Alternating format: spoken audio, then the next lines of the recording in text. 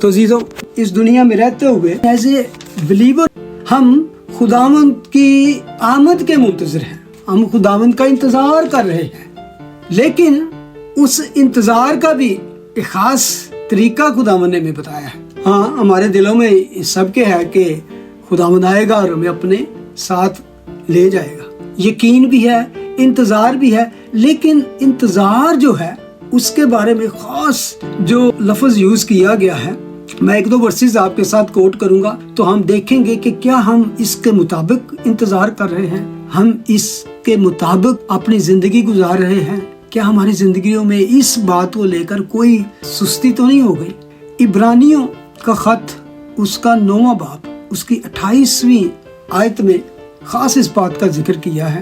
وہ لکھتا ہے، اسی طرح مسیح بھی ایک بار بہت لوگوں کے گناہ اٹھانے کے لیے قربان ہو کر، مسیح ایک بار بہت سے لوگوں کے گناہ اٹھانے کے لیے قربان ہو کر دوسری بار بغیر گناہ کے نجات کے لیے ان کو دکھائی دے گا جو اس کی راہ دیکھتے ہیں۔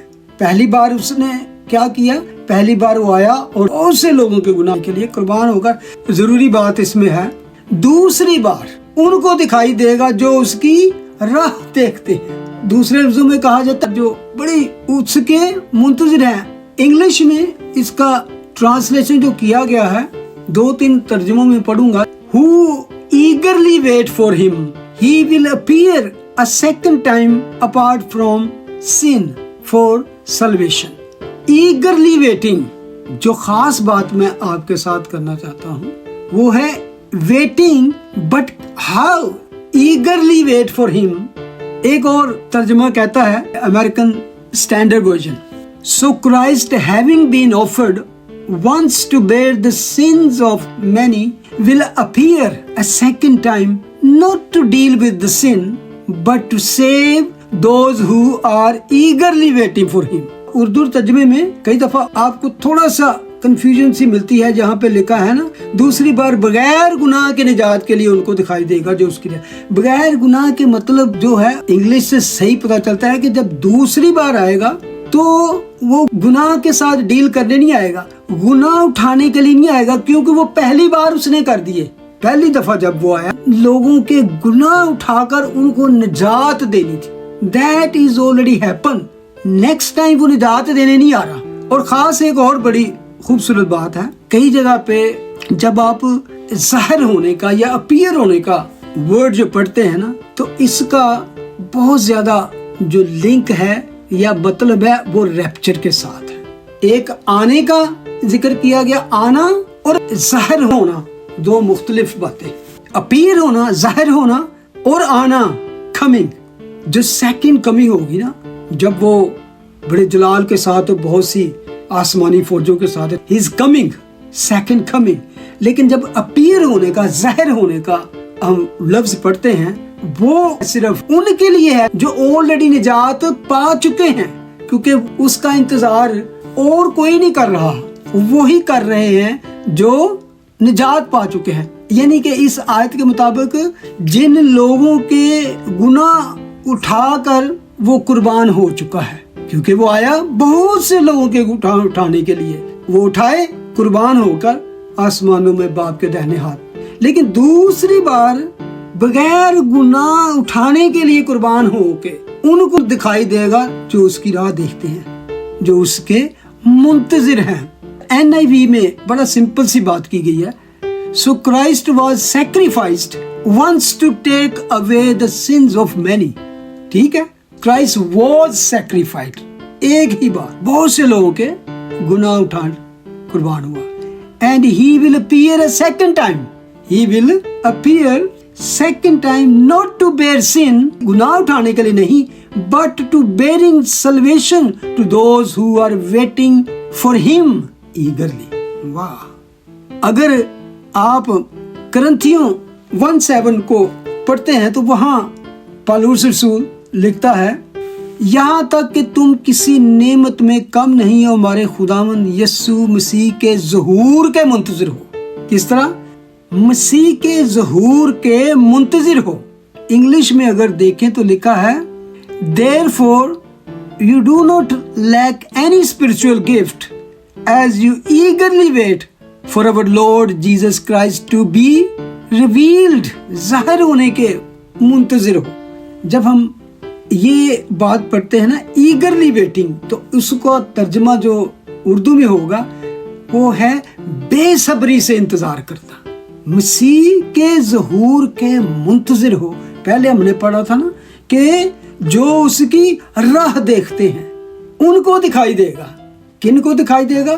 جو بے صبری سے اس کی راہ دیکھتے ہیں, جن کے دل اس دنیا کی روشوں اور خواہشوں اور عیشوں اور اس دنیا کی باتوں میں جکڑ نہیں گئے, گم نہیں ہو گئے. ہاں وہ اپنا کام بھی یہاں پہ ذمہ داریاں نبھا رہے ہیں, لیکن ان کا فوکس چلتے پھرتے اٹھتے بیٹھتے کام کرتے یہی ہے, lord I am waiting for you, I am ready. بلکہ میں نے ایسے لوگوں کو دیکھا ہے, وہ کہتے ہیں خداوند I am really fed up for this world. کیونکہ جب انسان یہاں پر برائی کو بڑھتا اور اتنا زیادہ پھیلتے دیکھتا ہے اور کسی طرح کا کنٹرول نہیں, تو انسان کہتا ہے خداوند کب واپس آئے گا, کب تو اپنا جلوہ دکھانے کے لیے اور اپنے لوگوں کو لینے کے لیے آ رہا ہے. تو یہ انتظار جو ہے نا ہمیں اس طرح کرنا ہے, نہ کہ اس دنیا کی عیش و عشرت میں گم ہو کر ہم ٹھنڈے پڑ جائیں. کیونکہ خدا کا کلام کہتا ہے کہ بہت سے لوگوں کی محبت ماند پڑ جائے گی. کیوں ماند پڑ جائے گی؟ اس دنیا کی عیش و عشرت سے, اس دنیا کی بیرا روی میں. بلکہ ایک جگہ پہ لکھا ہے برگزیدہ بھی برگشتہ ہو جائیں گے. کتنی خطرناک بات ہے, برگزیدہ بھی برگشتہ ہو جائیں گے. ایسا ٹائم آنے والا ہے. تو آج دنیا میں آپ اپنے ارد گرد نظر ڈال سکتے ہیں, اٹ از ہیپننگ. اگر تو آپ بے صبری آپ کے اندر ختم ہو گئی ہے نا کسی چیز کی, تو یا تو آپ ٹھنڈے پڑ گئے ہوں, تو یا پھر آپ کا ایمان کمزور پڑ گیا. کیونکہ بے صبری تب تک رہتی ہے جب تک وہ خواہش پوری نہ ہو جائے. تو اگر تو آپ کی خواہش پوری ہو گئی ہے تو پھر تو اور بات ہے, کیونکہ ابھی مسیح تو نہیں آیا, وہ آنے والا ہے, کسی ٹائم بھی آ سکتا ہے. تیتس میں جا کے پڑھے نا تو وہاں بھی اس کے دوسرے باب کی 13ویں آیت میں خوبصورت بات لکھی ہے وہاں پر, اور اس مبارک امید یعنی اپنے بزرگ خدا اور منجی یسوع مسیح کے جلال کے ظاہر ہونے کے منتظر رہیں. واہ, منتظر رہیں. یہ خدا کا بندہ بھی اسی بات پہ زور دیتا ہے, اس کے ظاہر ہونے کے, یعنی کہ وہ دوسری آمد ہوگی تو دنیا میں یہ ہوگا. نو, اس سے پہلے کلیسیا کا اٹھایا جانا ضروری ہے. اور لکھا ہے جیسے صرف ان کو دکھائی دے گا. کیوں؟ سیکنڈ کمنگ پہ جب خداوند دنیا پہ راج کرنے آئیں گے پھر تو ساری دنیا دیکھے گی, وہ بھی دیکھیں گے جنہوں نے اس کو چھیدا تھا. لیکن یہاں جس بات پہ میں زور دے رہا ہوں ان کو دکھائی دے گا جن کے گناہ اس نے پہلی آمد میں اٹھا لیے. یعنی کہ ہمیں وہ ایک تشریح میں, ایک گولڈن تشریح میں نجات کا تحفہ دے کر جا چکا ہے کہ دس از فری سلویشن. لیکن اس کے لیے اس نے بگ پرائز دیا ہے, اپنی جان قربان کی ہے, بے عیب اور بیش قیمت خون پیش کیا ہے. گناہ کے نجات کے لیے ان کو دکھائی دے گا, بغیر گناہ کے نجات کے لیے ان کو دکھائی دے گا جو اس کی راہ دیکھتے ہیں, یعنی اس کے ظہور کے منتظر ہیں, اپنے بزرگ خدا اور منجی یسوع مسیح کے جلال کے ظاہر ہونے کے منتظر. یعنی وہ کہہ رہے ہیں while we wait for the blessed hope, مبارک امید, blessed hope. یار دنیا میں بہت ساری چیزوں کی ہم امید کرتے ہیں, لیکن there are only one hope that is blessed hope is یسوع کی آمد. بڑی امیدیں ہماری زندگی میں ہوتی, لیکن مبارک ہوپ جس کے پاس ہے نا, باقی کوئی امید پوری ہو یا نہ ہو, باقی کوئی ڈیزائر پوری ہو نہ ہو, لیکن یہ لگن مبارک امید کے ظاہر ہونے کے منتظر جو ہیں, بے صبری کے ساتھ اس کی راہ دیکھتے ہیں, وہ ان کو ہی دکھائی دے گا. Our great God and Savior Jesus Christ and glorious appearance of our great God and Savior Jesus Christ. Amplify Bible में जो इस बात का ट्रांसलेशन की गई है वो उसको थोड़ा सा एक्सपेंड कर देता है, खोल देता है कैसे. Awaiting and looking for the fulfillment, the realization of our blessed hope. वाह, fulfillment, उम्मीद का भराना, पूरा होना, यानी कि even the glorious appearing of our great God and Savior Christ Jesus, the Messiah, the anointed one. Wow, very very beautiful.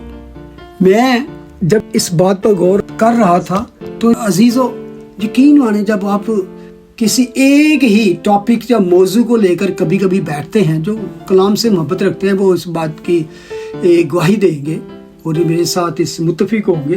तो आपने बेशक पढ़ा हो बाइबल को कितनी दफ़ा, लेकिन आप माइंड बनाते हैं ना कि यार इस टॉपिक पे या इस पर बात पर, इस मौजू पर मैंने स्टडी करनी है और कलाम की बातों को और ज़्यादा कंफर्म करना है, क्रॉस रेफरेंस. तो अजीजों, इतने रेफरेंस खुल जाते हैं, इतनी बातें मिलती जाती हैं कड़ी से कड़ी के यू कांट इमेजिन. तो मेरे साथ भी ऐसा हुआ कि मुझे फिर एक दफ़ा जाके उसको ब्रेक लगानी पड़ी, क्योंकि उसके लिए फिर टाइम भी चाहिए होता था. तो सिर्फ मैं एक दो बातें आपके सामने शेयर करूंगा कि पौलुस रसूल खुदावंद की आमद के बारे में, अपीयरेंस के बारे में और सेकंड कमिंग के बारे में, दोनों बातों के बाद जितना खोल कर और डिटेल के साथ, तफसील के साथ पौलुस रसूल ने बयान कर दिया है, किसी भी और शख्स ने उसको बयान नहीं किया. खास तौर पर खुदावंद की उस आमद के बारे में जो सिर्फ उन लोगों के लिए है जिनके लिए वो कुर्बान हो, निजात जिन्होंने पाली है, और स्पेशली उसके बाद उनके लिए उसकी जो जलाली आमद है, सेकंड कमिंग है, जिसमें वो जब आएगा तो सारे मुकद्दसीन, मैं और आप जो पहली रैप्चर में उठाए जाएंगे, उसके साथ फिर इस दुनिया में आएंगे.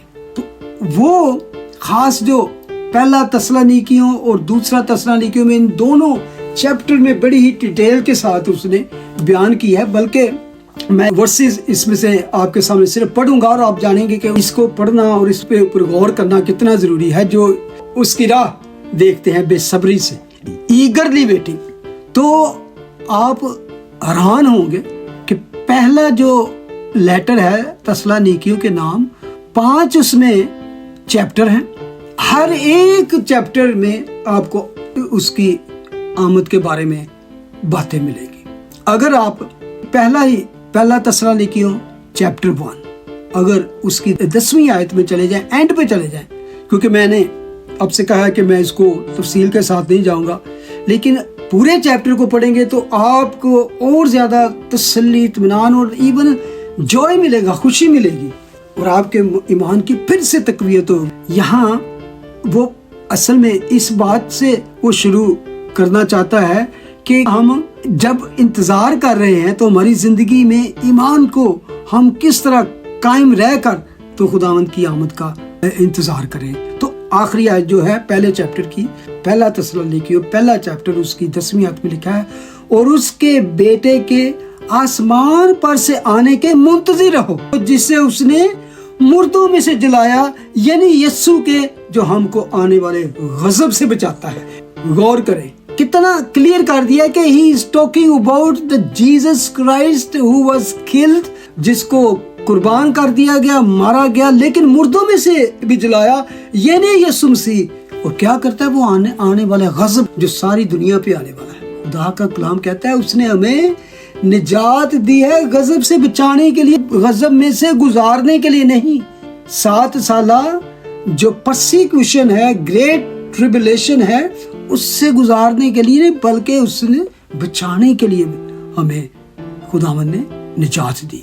आयत बता रही है कि उसके मुंतजिर रहो, और जिसके मुंतजिर रहो, उसने हमें कुर्बान हो गया, जिंदगी दे दी, तकलीफें उठा ली, खून बहा दिया, और अब हमें सिर्फ उसके मुंतजिर रहना है. दूसरे बाब की फिर आखिर में चले जाए, तस्सलुनीकियों पहला तो है, दूसरे बाब की आखिरी आयत है 19 और 20, 19 आयत.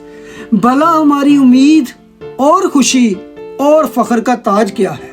क्या वो हमारे खुदावंद यीशु के सामने उसके आने के वक्त तुम ही ना होके غور کریں, یہاں بھی اس کی اس آمد کا ذکر ہے جسے ہم ریپچر کہتے ہیں. یہاں 2 دفعہ اس نے خوشی کا ذکر کیا ہے, تو اس کا مطلب ہے کہ جب یہ بات ہوگی تو پرسیکیوشن یا دنیا میں یہ نہیں, دنیا تو بڑے آرام سے بڑے ہوگی, امن کی باتیں کر رہی ہوگی, تو ادھر سے خداوند یسوع مسیح ہمیں لینے کے لیے آ جائے گا.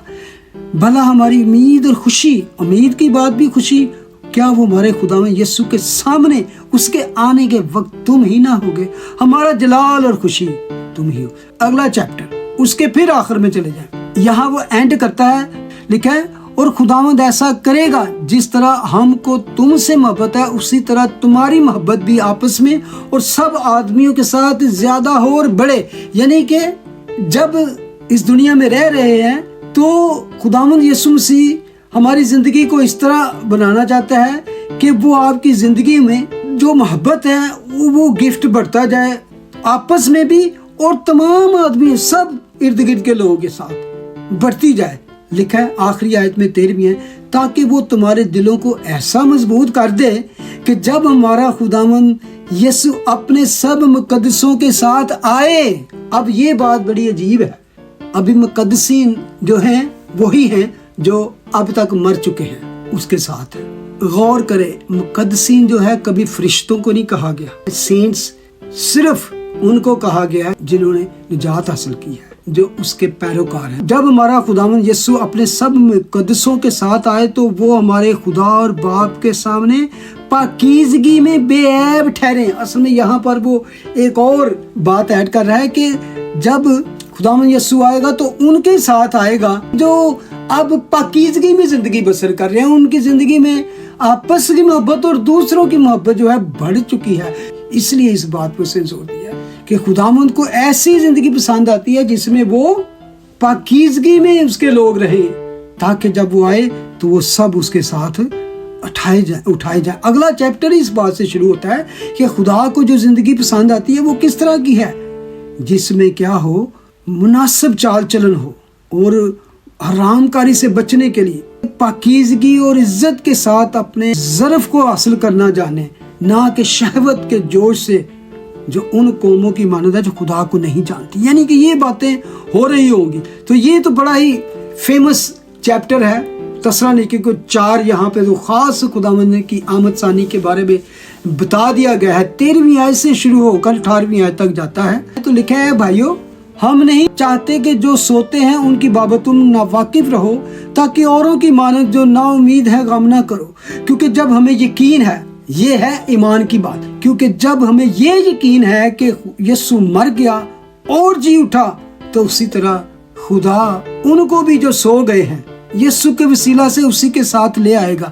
یہ اس بات کو کنفرم کر رہا ہے جو پچھلے چیپٹر میں ہم نے پڑھی کہ وہ مقدسوں کے ساتھ آئے گا. تو خدا کا کلام کہتا ہے کہ جب ہمیں یہ یقین ہے کہ یسوع مر گیا اور جی اٹھا, تو اسی طرح ہمیں یہ بھی یقین رکھنے کی ضرورت ہے کہ جو سو گئے ہیں وہ یسوع کے پاس چلے گئے ہیں. تو جب یسوع آئے گا تو وہ سوئے ہوئے جو لوگ ہیں, آج ہمارے جو عزیز جو سو چکے ہیں, جیسے بشپ صاحب کے میرے بردر یونس جن کے والدین یعنی خداوند کے پاس چلے گئے اور ان کی روحیں اس کے پاس, تو خداوند جب آئے گا ان مقدسین کے ساتھ آئے گا جو مر گئے. تو لکھا ہے یسوع کے وسیلہ سے جو سو گئے ہیں اسی کے ان کو اپنے ساتھ لے آئے گا.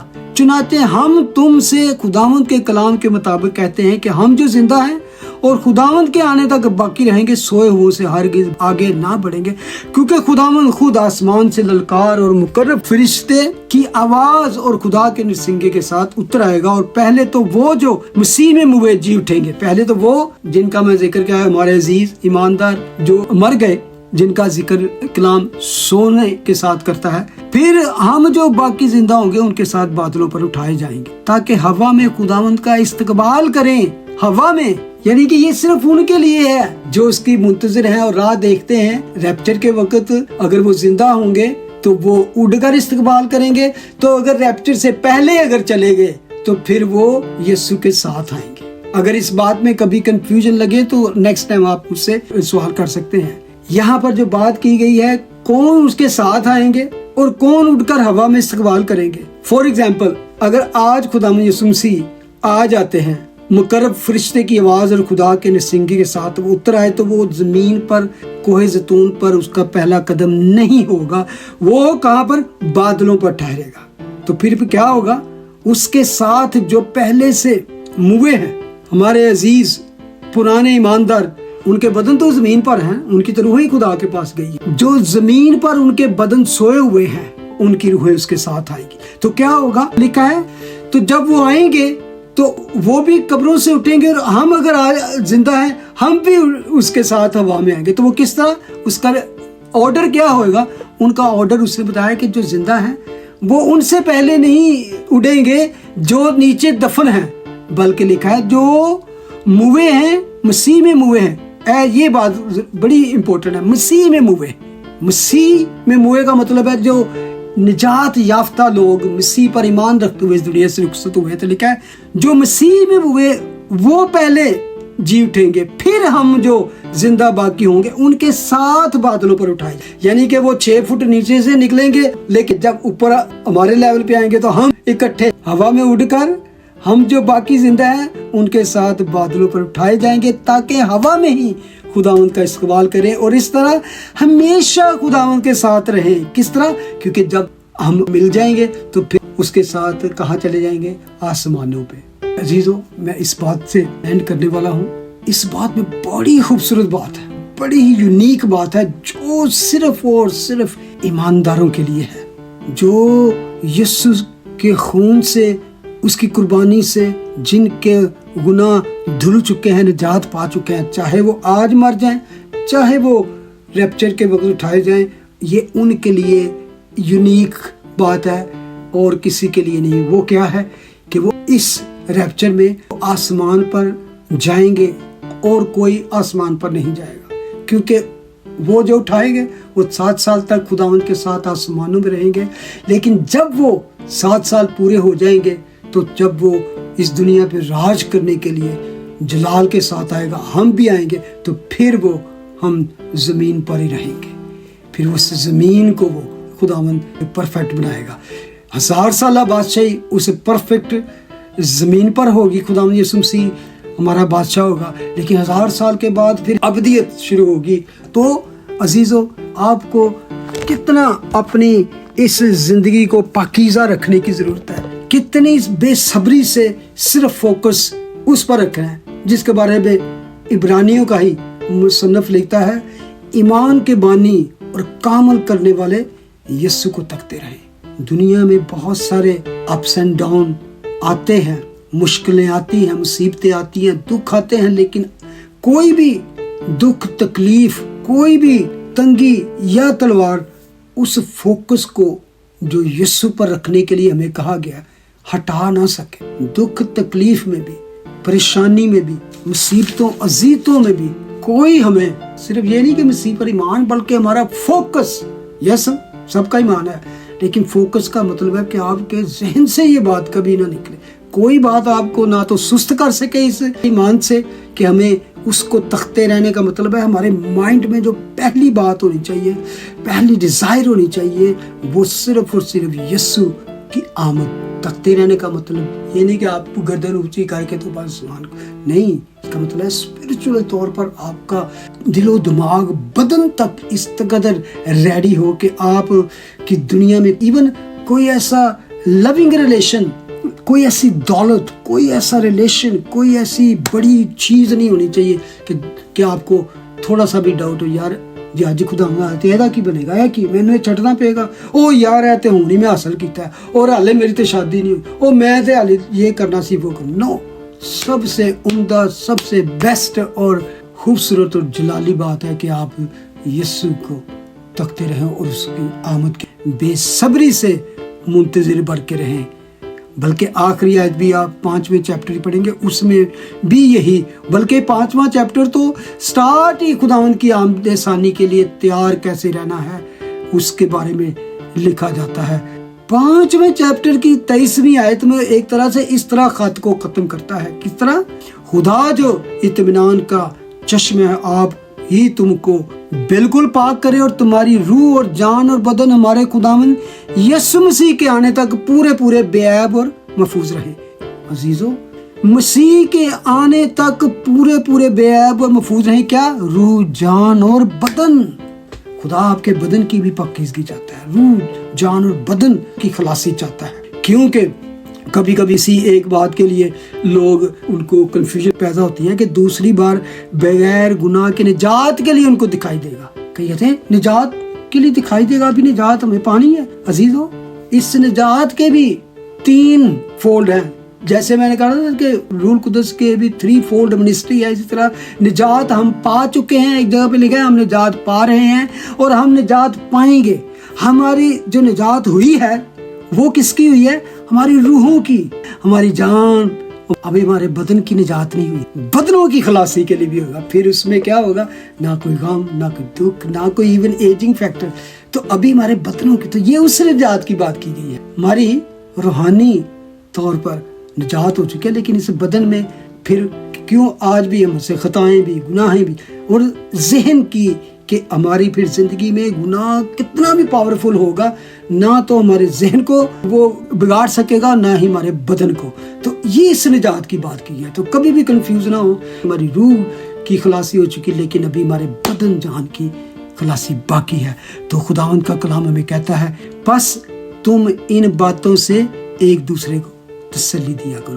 خداوند آپ کو اس کلام کے وسیلے سے برکت دے اور آپ کے روح، جان اور بدن خداوند یسوع مسیح کے آنے تک پورے پورے بے عیب اور محفوظ رہیں. God bless you. آمین.